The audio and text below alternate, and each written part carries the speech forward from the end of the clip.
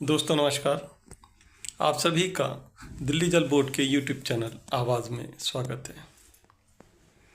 जैसा कि आप जानते हैं कि आज 11 दिसंबर को मेंबर एडमिनिस्ट्रेशन ने संयुक्त मोर्चों के सब पदाधिकारियों के साथ एक मीटिंग रखी है।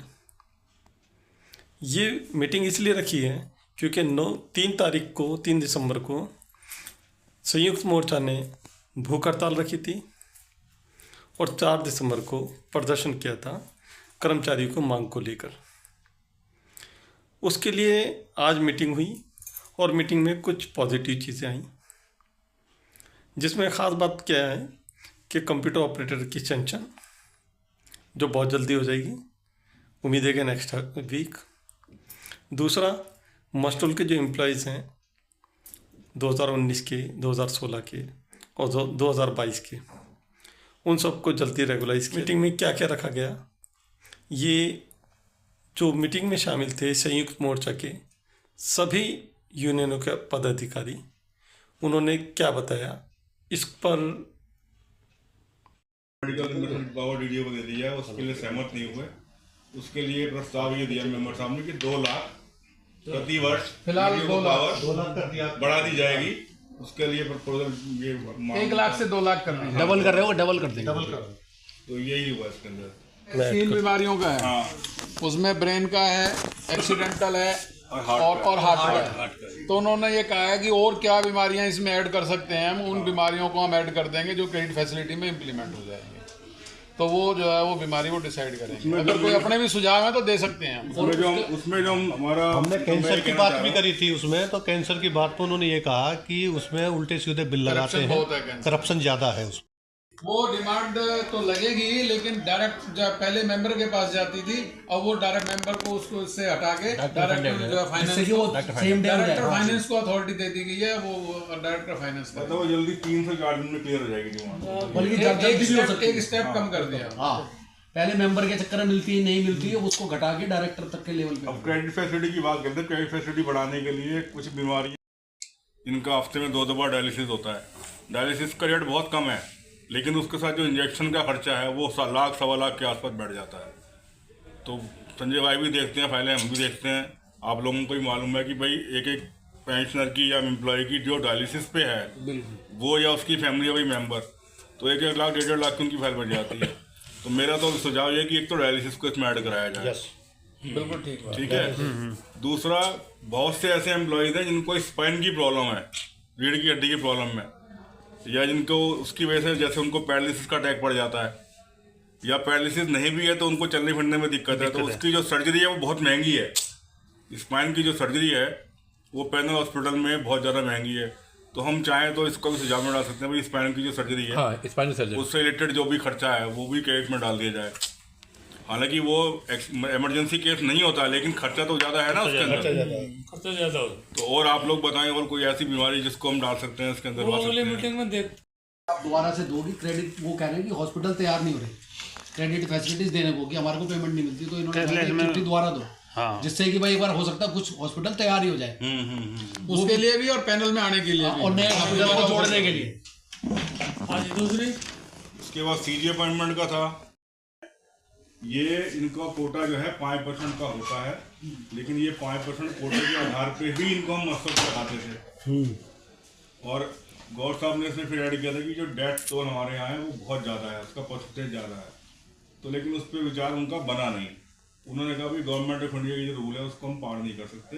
लेकिन जो केस 2000 कब के आई है, 19 और 16 के जो केस रह गए रेगुलर होने वाले, उनको हम कर देंगे बोर्ड में, करंट में कर देंगे। जो बोर्ड में जारी है वो फाइल बोर्ड से होगा कि जो हो चुके हैं वो उसके ऑर्डर कर देंगे, जो अप्रूव्ड हो रखे हैं ना वो भी नहीं हुए तो वो कर देंगे। मतलब ये मान के चले आप, लेकिन 19 के और उसके बाद करेंगे, वो भी हमारे पास वैकेंसी आएगी तब करेंगे। रेगुलराइजेशन पे बोला है उन्होंने बोर्ड में सबमिट। उसमें फिर मैंने ये उनको बताया कि जी जो हमारी ग्रुप डी और ग्रुप सी की पोस्टें थी, जो आज ग्रुप सी में आती हैं, वो पोस्टें किसी भी मोड से भरी नहीं जाती। सही बात। उनको डायरेक्ट उनकी बेलदार की पोस्ट कहाँ से भरोगे आप? सही बात। डीएसएसपी के पास तो जाती नहीं है। तो इसलिए हमारे यहाँ सीजी अपॉइंटमेंट देते थे उनको, लेकिन उस पर वो सहमत नहीं हुए। वो कह रहे हैं कि हम तो पॉलिसी के अगेंस्ट जाएंगे और ये हम 5% कोटे से ज़्यादा नहीं करेंगे। तो ये मामला संडे बस्ते में एक तरीके से मान लो आप। पर वो ये कह रहा है जो बंदों का चल रहा है, जिनका बोर्ड से अप्रूव्ड है, उनका तो हम कर ही देंगे। तो वो सारे वही बैच है ना सारे 2019-2022 का जो बैच 2019 तक का तो है ना उसमें। और उसके बाद का कह रहे हैं भेजेंगे, उन्होंने कहा है हम उसमें भेजेंगे 19 का और 22 का भेजेंगे। 22 का भेजेंगे, 19 से पहले का जो हो चुका है उनके ऑर्डर करेंगे। 19 से पहले का ऑर्डर कर देंगे। हाँ, वहाँ पे ये बात रखी कि भाई ये जो है हमारे जो काबिल लोग हैं, अकाउंटेंट है डबल ए, उन्होंने रूल पोजीशन के अकॉर्डिंग जो है पे फिक्स करी है, उसमें उनको इंक्रीमेंट का बेनिफिट दिया है, इस रूल के तहत दिया है और उसका हमारा इंटरनल ऑडिट चैलेंज कर रहा है। उसकी वजह से हम वगैरह हमने रिकवरी की तो बात ही नहीं करी। रिकवरी की बात नहीं की तो पेंशन की फाइल में लिख के हाँ, वो गलत है ना फिर। वो तो जो आपने रूल पोजीशन भी दी है ना मेंबर ए को, और वो रूल पोजीशन वैसे कोई करे ही ना, अगर कोई लिख के भी आ रहा है तब भी ना करे। इस ऑर्डर की कॉपी को सर्कुलेट कर देंगे हम, आप इसका PDF दे देना, मैं भेज दूंगा सब जगह। तो उसको रिव्यू करने के लिए बोल दिया हाँ। ADG लेवल पे। और वो कैसे पलट गया? वो एनेट में कोई एक बंदा था, वहीं उसके लिए पे पलट बोल गया। दिया था हमने। घेरा है आगे उसका। आगे आगे ये रहा फाइनेंस के लोग मनोहर लाल जी थे, उनके साथ थे। मैं तो जरा वो ये कहते थे कि हमारा जो डाटा है वो पूरा नहीं हो पा रहा है, DDO से डाटा पूरा नहीं आ रहा है। तो मेंबर साहब ने कहा भाई इसमें पे तो आप एक्शन लीजिए, नहीं तो मैं 2-4 लोगों को सस्पेंड करूंगा। भाई इसको टाइम इसको कर देंगे, जल्दी करेंगे। तो उनको डेडलाइन दे दिया, वो देखो क्या एक्शन लेते हैं, देखते हैं। उन्होंने कहा हमारे पास आदमी नहीं है, उन्होंने बोला मेरे 50 आदमी ले लो तुम, पर इसको मेरे को डेडलाइन बता दो कब करोगे। गौर साहब ने कहा कि एक्सेल वगैरह के एम्प्लॉयज हैं और एम्प्लॉयज हैं, तो मेंबर साहब छूटते बोले कि वो आपसे संबंधित नहीं है, आप उनकी बात क्यों उठा रहे बार बार यहाँ पर, आप अपने जिनसे संबंधित हो उनकी बात करो। नहीं, पर इन्होंने कहा भाई हमारे हैं तो हमारे पास साथ काम करते हैं हमारे, बिल्कुल। नहीं करेंगे। लेकिन उन्होंने ये कहा है कि इनका जो चल रहा है सिस्टम, धीरे धीरे हम उनको कर रहे हैं, 2 महीने में पेमेंट कर, 3 महीने में, लेकिन कर तो पा रहे हैं। पैसे का क्राइसिस तो उनके पास है ही। और उसके बाद उसे कंप्यूटर ऑपरेटर को शायद 1 आध दिन में आ जाएगी उनकी सैंक्शन। कंप्यूटर ऑपरेटर की सैंक्शन आ जाएगी, लैब की हो गई, कंप्यूटर ऑपरेटर की और लैब टेक्नीशियन की तीनों की JEE की भी कर रहा था वो हो गई। नहीं, लैब की तो उन्होंने बोला कि लैब हो गई, लैब 25 तक हो गई है। लैब की होगी। और कंप्यूटर ऑपरेटर की जो फाइल है वो मैडम CEO की टेबल पर है, वो 1 आध दिन में हो जाएगी। तो मैडम CEO 1 दिन में करे, 2 दिन में करे, हफ्ते में करे, हो जाएगी। उस समय जब जो RR थी उसके आधार पे होगा, प्रपोज्ड RR के आधार पे नहीं होगा। वो पॉसिबल भी नहीं है, रूल पोजीशन भी नहीं बोलती तो उसकी। कर दो कहीं सारे भला कर दो सब। और हमने उनको बताया भर्ती के मामले में कि हमारे जल बोर्ड के अंदर 12 से 15 कर्मचारी गुजरते थे हर महीने। तो वो कहने लगा भाई अब कितने हैं, मैं को बताओ भाई। लेबर डिपार्टमेंट से गई तो लेबर डिपार्टमेंट ने की अभी भी हमारी एवरेज 12 ही है, 12 कर्मचारी हर महीने गुजरते हैं हमारे। तो हमने कहा जी ठीक है, देखो जब 12 से 15 थी, 12 आज भी है। आज आप देखिए, कह रहे हम भारत सरकार के, दिल्ली सरकार के उसके अगेंस्ट हम नहीं जा सकते। अरे तुम जाते नहीं जाते, हमारा बोर्ड है, सक्षम है, सही बात। तुम अपने बोर्ड में लेके जाओ। 5% वाले से हम सहमत, बिल्कुल सहमत नहीं है। माना, लेकिन 5% वाला जो वो थोड़ा सा नहीं, मेरा इसमें सुझाव है जी, जैसे मान लो है ना आप लोगों को ठीक लग रहा था, लगभग 20 साल हो गए, तो वो भी तो किसी ऑर्डर के तहत ही लग रहा होगा ना। वो बोर्ड नहीं पास कर रखे हैं सारे, बोर्ड के पास रखे हैं। नहीं, कोई UDC साहब ने गई थी फाइल हमारी, वो बात मुख्यमंत्री थी शीला दीक्षित उस टाइम पे वो पास आधे आई विटनेस उस मीटिंग का मैं गवाह हूँ। PK त्रिपाठी जी शायद CEO थे और मीटिंग थी, उसमें कहा था भी हमारा जो कर्मचारियों का जो मरने का जो रेशो है, डेथ रेशो ज़्यादा है, इसलिए 5% का कोटा यहाँ लागू नहीं होता, यहाँ पर 100%। हाँ, एक बात आई थी हमारे पे, जो हमारे के शर्मा जी जो रिटायर हो गए, उन्होंने कही थी भाई आप रेगुलर की डिमांड मत रखो, आप ये कोई रेगुलर की बजाय आप सबको मस्टॉल पर लगा लो 100% को। और वो पॉलिसी अब तक चल रही थी, वो आप उस ठीक कर रहे पॉलिसी को किसी ने खत्म चलो किया। कोई बात नहीं, हाँ, वो पॉलिसी अभी खत्म नहीं हुई है। हाँ तो नहीं होती। कहा था कि मैं फाइल भेजूंगा दिल्ली गवर्नमेंट कि इनको अपॉइंट किया जाए हमारे यहाँ जो है ना सबको, लेकिन उसने कहा अगर वहाँ से नहीं आएगी ना तो मैं मस्टोल पे जो है ना भर्ती करना मेरा अधिकार है, मैं करूँगा। वो तो ऑर्डर में लिखा हुआ है, फाइलों में लिखा हुआ है, वो तो फाइल में लिखा हुआ है। शुरू की थी राकेश मोहन के टाइम में, लेकिन मैं ये कह रहा हूँ कि हम मस्टोल पे हो या कैसे रेगुलर हो, रोजगार मिल रहा था ना, वही चीज बोर्ड ने 5% पास किया है, बोर्ड का वो फैसला बदलवाना पड़ेगा।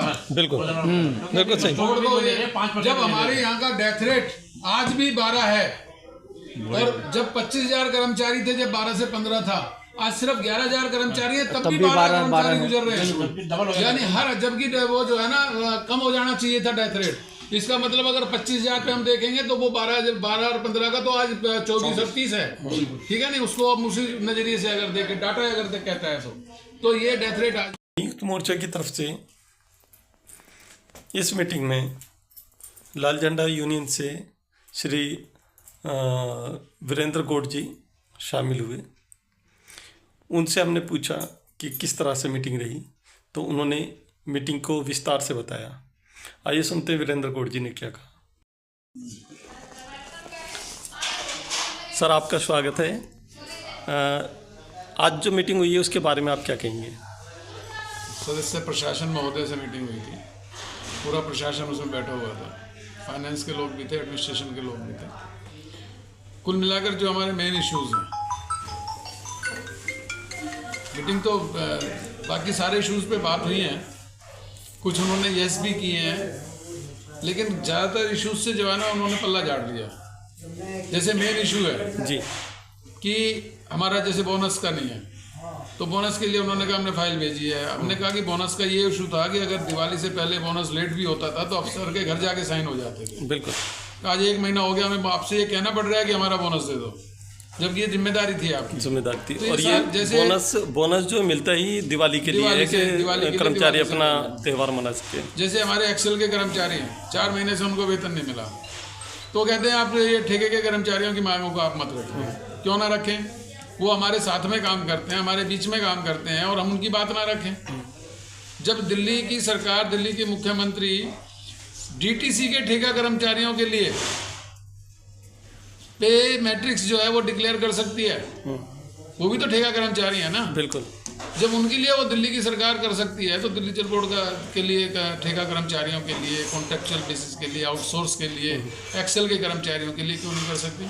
वो हमारे साथ में काम करते हैं, 4-4 महीने तक अगर उनको नहीं मिलेगा, कैसे उनकी दिवाली मने, कैसे उनका दशहरा मने, कैसे उनके त्यौहार मने। तो ये जो नज़रिया था ना उनका, उन्हें कोई रास्ता बताते कि भाई हम कब तक पेमेंट कर दें जी, लेकिन ये कहना कि उसको रखने का आपको अधिकार नहीं है, ये मतलब हमें मान्य नहीं है। उनको ये कहना, ये हमें असहमति हमने दर्ज की है, हम आप इसको स्वीकार नहीं करते हैं। दूसरा जो है हमारा कंपनसेट अपॉइंटमेंट की बात है, वो अभी भी उस पर 5% पे अटके हुए हैं। हमने उनको साबित किया कि हमारे दिल्ली जल बोर्ड में 12 से 15 कर्मचारी हर महीने गुजरते हैं, और तो उन्होंने ये पूछा कि अब कितने गुजरते हैं, तो लेबर डिपार्टमेंट ने बता दिया कि अभी भी 12 कर्मचारी हर महीने गुजरते हैं जल बोर्ड में जी। जब लेबर डिपार्टमेंट ने उसको सेकंड कर दिया तो उन्हें ये सोचना चाहिए कि हमने कहा आप मिनिस्ट्री के आधार पर अगर करेंगे 5% तो वो जल बोर्ड में नहीं चलेगा। हमारा कर्मचारी सीवर में डुबकी मार के काम करता है, 11,000 वोल्टेज पे काम करता है, ऐसे वातावरण में काम करता है जहाँ खड़े नहीं हो सकते हैं, तो ये जो है नहीं चलेगा। तो वो कहते हैं भाई दिल्ली सरकार की हमें माननी पड़ेगी, भारत सरकार की। तो जबकि दिल्ली जल बोर्ड में पहले ऐसा होता रहा है कि दिल्ली जल बोर्ड के 100% कर्मचारियों को जो है वो नौकरी मिलती रही है जी। अभी जो उसमें रेगुलाइजेशन का है हमारा 2016 से 2019 तक के कर्मचारी जो है 19 से और उससे आगे कर्मचारी रह रहे हैं, तो वो जो है ना उसको कहते हैं हम 5% रिक्रूट वो करेंगे रेगुलर। हमने कहा वो रिक्रूटमेंट नहीं है, वो रेगुलाइजेशन है। बिल्कुल, रिक्रूटमेंट तो वो हो चुके 2019 में रिक्रूट हो चुके वो जी, लेकिन वो उसको रेगुलाइजेशन को रिक्रूटमेंट बोलते हैं, जो हमें स्वीकार नहीं है। सही, हम ये कहते हैं कि आप उसको जो है ना उनको रेगुलर कीजिए, बाद में आप 5% भर्ती करेंगे, वो 5% वहाँ पे लागू होगा, लेकिन अभी ये 5% नहीं है, ये हमारे 100% भर्ती हुई है, तो 100% उसको रेगुलाइज करना पड़ेगा। और उनको ये बताया गया कि 2012 का आदेश है और आप 2016 में उसको लागू कर चुके हैं, कई बार वो लागू हो चुका है, तो आप बीच में ब्रेक नहीं कर सकते हैं, लेकिन वो उसको स्वीकार करने के लिए तैयार है। ऐसे ये इशू मेन इशू हैं, तो मतलब इन इशूज़ पे अगर वो नहीं मानेंगे। अब आपके एजेंडा में जो आपने इनको एक वो दिया था, एप्रीशिएशन दी थी, जिसमें कहा था कि 25,700 एम्प्लॉय जल बोर्ड में थे, सेंशन पोस्ट हैं, और आज उससे आधे भी नहीं बचे, आज 11,000 उस बारे में इन्होंने क्या कहा? उसमें कहा कि अभी तो ये और 5,000 होंगे। मतलब क्यों आएंगे जी? मतलब हम इसको ठेके पे देते रहेंगे, आउटसोर्स करते रहेंगे। मैंने उनको ये कहा कि ठेके के कर्मचारियों को आप देखिए, आपका मिनिमम वेज 18,066 रुपये है, उनको 10,000 से 12,000 रुपये कहीं भी ठेकेदार नहीं देता है। ठेकेदारी प्रथा करप्शन और लूट का माध्यम है। बिल्कुल, तो हम जो हमें वो मंजूर नहीं है। आप इस पे भर्ती कीजिए, परमानेंट रखिए, अपने पेरोल पे ले लीजिए उनको जी, ताकि जो है ना आप कम से कम पूरा वेतन तो उनके खाते में जाएगा। लेकिन मुझे लगता है कि मतलब प्रशासन की ये सोच, ये जो नकारात्मक सोच है, तो वो जो लूट और खसोट और करप्शन जो फैला हुआ है नीचे रग रग में, हमारे नीचे अधिकारियों में। मुझे लगता है कि अगर ऊपर के अधिकारी नहीं सुन रहे तो कहीं ना कहीं वो भी उसमें शामिल है। अन्यथा इतना कहने के बाद एक सीओ ही तो नहीं थे ना वहाँ पे, बिल्कुल, बाकी तो पूरा एडमिनिस्ट्रेशन बैठा हुआ था। जब उनके सामने ये बात कह दिया कि पूरी ठेकेदारी प्रथा लूट और करप्शन है, कहीं भी 10,000 से 12,000 से ज़्यादा पैसा नहीं मिल रहा है, तो उन्हें तो जांच करानी चाहिए। बिल्कुल। लेकिन वो कहते हैं ये बात आप मत कीजिए। इसका मतलब मुझे लगता है कि प्रशासन भी उसमें शामिल है और ये ठेकेदारी प्रथा को समूल नष्ट होना चाहिए। परमानेंट भर्ती होनी चाहिए, जो खाली पोस्ट है वो भरी जानी चाहिए। अभी जैसे DA, एक्सरेसिया, HRA, काफ़ी सारी चीज़ें हैं जो ऑर्डर नहीं हुए, उसके बारे में क्या कह रहे हैं? वो कह रहे हैं कि हम प्रयास कर रहे हैं उनको जल्दी से देने। प्रयास कर रहे हैं, लेकिन हमने पिछली बार भी उनको ये कहा था और मैं आज भी मैं ये बात कह रहा हूँ आप लोगों से। जब दिल्ली की विधानसभा ने पूरे दिल्ली सरकार का बजट पास कर दिया, दिल्ली जल बोर्ड का बजट उन्होंने पास कर दिया, तो पैसा तो है हमारे पास। बिल्कुल। विधानसभा पैसा दे चुकी है, विधानसभा बजट पास कर चुकी है। तो ये तो नियत में खोट है, पैसे की कमी नहीं है। पैसे देने की जो नियत है, हमें लगता है कि दिल्ली सरकार और दिल्ली के लेफ्टिनेंट गवर्नर महोदय जानबूझकर दिल्ली के कर्मचारियों के, दिल्ली के मजदूरों के साथ अन्याय कर रहे हैं जानबूझ के, और उन दोनों की लड़ाई का खामियाजा दिल्ली के मजदूरों को भुगतना पड़ रहा है, कर्मचारियों को भुगतना पड़ रहा है। अभी जल बोर्ड में क्योंकि प्रमोशन तो हो नहीं रहे हैं काफ़ी टाइम से, और जो एम्प्लॉयज़ है वो पोस्ट खाली पड़ी है प्रमोशन को पूरी तरह से, तो उसके बारे में आपने कोई बात रखी इनसे? सारी बात रखी, पूरा एक एजेंडा था इस पे प्रमोशन पे कि जितनी खाली पोस्टें हैं वो भरी जानी चाहिए। तो उन्होंने कहा हम काम कर रहे हैं। तो मैंने उनसे एक बात कही, मैंने कहा जी आप ऊपर की पोस्टों की तरफ ज़्यादा ध्यान देते हो, नीचे की पोस्टों के CO-D कैटेगरी की पोस्टों की तरफ आप ध्यान नहीं दे रहे। कह रहे आप लोग हैं ना उनकी तरफ ध्यान देने के लिए। तो हमने कहा हम इसलिए तो आपके संज्ञान में ला रहे हैं। तो मतलब हमारा काम ये रहा है कि हम उनको बताते रहें और वो कुछ ना करें। मैंने क्लियर उनको कहा जी, मैंने कहा आप जो बोलते हो, मतलब ऊपर की पोस्टों के बारे में बोलते हो, हमने चीफ इंजीनियर इतने कर दिए या हमने जो है ना फलाने इतने कर दिए। कह रहे आप बताइए। मैंने कहा LDC से लेके चढ़ारों तक देखिए आपकी कितनी पोस्टें खाली पड़ी हैं। मैंने कहा बेलदार से लेके फोरमैन तक की देखिए आपकी कितनी पोस्टें खाली पड़ी हैं। तो उन्होंने डिप्टी DR जो है, जो ACD हैं, उनसे पूछा भी, तो उन्होंने डाटा भी बता दिया कि ये पाइपलाइन में है, पोस्टें हमारी खाली पड़ी हुई हैं जो हम जल्दी भरेंगे। लेकिन मतलब खाली मेंबर को बाकी ऊपर की पोस्टों के बारे में मालूम है, नीचे की मालूम नहीं। अब ये क्या कारण है मुझे नहीं पता, मैं इस पर कोई टिप्पणी नहीं करना चाहता। तो आज की मीटिंग में आप कितने सहमत है, क्या कह रहे हैं आप इस मीटिंग के बाद? देखो बातचीत तो एक अच्छा माध्यम है, बातचीत होनी चाहिए, लेकिन बातचीत से सकारात्मक बातचीत होनी चाहिए, कुछ निकल के आना चाहिए। जो हमारे इश्यूज हैं उन पे कुछ निकल के नहीं आया। और अगर ये भी कहा जाए कि तुम्हें बोलने का भी अधिकार नहीं है, तो वो बड़ी गंभीर बात है। लाल झंडा यूनियन ने यह तय किया है कि कल हम दिल्ली की विधानसभा में, दिल्ली के सेक्रेटरीट सचिवालय पे, हम मुख्यमंत्री बैठती हैं वहाँ पर, और वहाँ पर जो है वो बैठते हैं दिल्ली के चीफ सेक्रेटरी। हम वहाँ पर जो है उनके मेन गेट पे हम प्रदर्शन करेंगे, उनका घेराव करेंगे और उनको मजबूर करेंगे। हम ये मानते हैं कि जब दिल्ली के मुख्यमंत्री DTC के कर्मचारियों के लिए घोषणा कर सकती हैं, जब DTC की मंत्री मतलब हमारी आतिशी मुख्यमंत्री जब जो है डेसू के कर्मचारियों के, रिटायर्ड कर्मचारियों के लिए पेंशन की घोषणा कर सकती हैं, जब दिल्ली के मुख्यमंत्री पैसा बिजली हाफ और पानी माफ की घोषणा कर सकती हैं, तो दिल्ली जल बोर्ड कर्मचारियों के लिए घोषणा क्यों नहीं कर सकती हैं? इसलिए दिल्ली जल बोर्ड के कर्मचारियों की मांगों के लिए, और सिर्फ दिल्ली जल बोर्ड की नहीं है, आपने उससे महिला आयोग से ठेके के कर्मचारियों को हटा दिया, आपने हॉस्पिटल में जो है ना लोगों को एक्सटेंशन नहीं दी, हॉस्पिटल में कर्मचारियों को हटा दिया। मतलब दिल्ली का हर मजदूर, चाहे वो किसी भी क्षेत्र में काम करता हो, वो कर्मचारी चाहे किसी भी विभाग में काम करता हो, परेशान है। और वो कल भारी संख्या में दिल्ली नगर निगम, NDMC, दिल्ली जल बोर्ड, ब्लड बैंक, लोकनायक जयप्रकाश नारायण हॉस्पिटल और ये सारे कर्मचारी मिलके कल जो है वहाँ पे प्रदर्शन करेंगे और दिल्ली के मुख्यमंत्री का घेराव करेंगे। सर आपने बहुत सारी बातें बताई, और कर्मचारी आप लोगों की तरफ और इस मीटिंग के लिए बहुत उत्साहित था, बहुत उम्मीदों से नज़र रखे हुए था कि भाई आपकी तरफ से कुछ आएगा, और अच्छी बात है कि मीटिंग हुई। आज सुबह से भी हमारे पास भी कर्मचारियों के फोन आ रहे थे, जी मीटिंग में आज क्या हुआ। मैंने कहा अभी तो कुछ हुआ नहीं है, मीटिंग ही नहीं हुई, अभी मीटिंग शाम को होगी, फिर फोन करना, फिर पता नहीं। तो कर्मचारियों को बहुत फोन आ रहे थे आज। तो उम्मीद है कि शायद पॉजिटिव होगा, और आप लोग तो साथ हैं एम्प्लॉय के, इसलिए नेचुरली के बहुत उम्मीदें हैं आप लोगों से, और आपने जो अपना बहुमूल्य समय दिया उसके लिए आपका धन्यवाद। हमारे जनरल सेक्रेटरी हैं। अच्छा, परवीन जी। हाँ, परवीन जी आपका भी धन्यवाद। कुछ बोले? इससे में हमारे एडमिनिस्ट्रेशन ने जो भी मीटिंग में आश्वासन दिए हैं वो कहाँ तक पूरे होते हैं। हम एम्प्लॉय पूरे पॉजिटिव हैं, उम्मीद लगा रहे हैं कि जो आपने कहा है वो पूरी तरह से होगा। बात के साथ मैं आप सबको धन्यवाद करता हूँ।